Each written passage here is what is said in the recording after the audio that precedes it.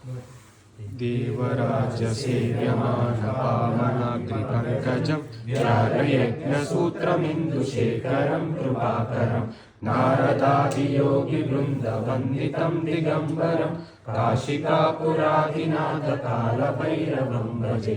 भानुकोटिभास्वरं भवाब्धितारकं परं नीलकण्ठमीप्सितार्थदायकं त्रिलोचनं कालकालमम्बुजाक्षमक्षशूलमक्षरं काशिकापुरादिनाथकालभैरवं भजे।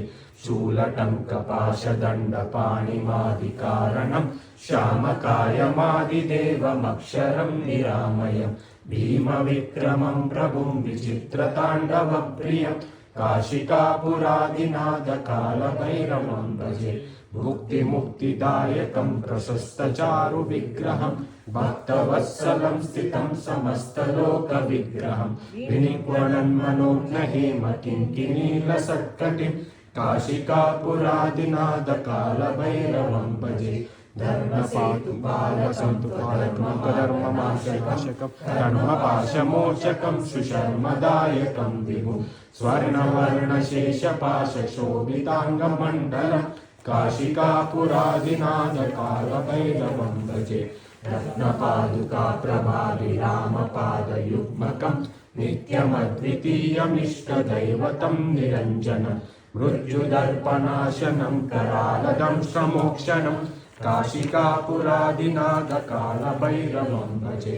अट्टहासभिन्नपद्मजाण्डकोशसन्ततिं दृष्टिपातनष्टपापज्वालमुग्रशासनम् अष्टसिद्धिदायकं कपालमालिकाधरं काशिकापुरादिनाथकालभैरवं भजे। भूतसङ्गनायकं विशालकीर्तिदायकं काशीवासलोकपुण्यपापशोधकं विभुं भीतिमार्गकोविदं पुरातनं जगत्पतिं काशिकापुरादिनाथकालभैरवं भजे।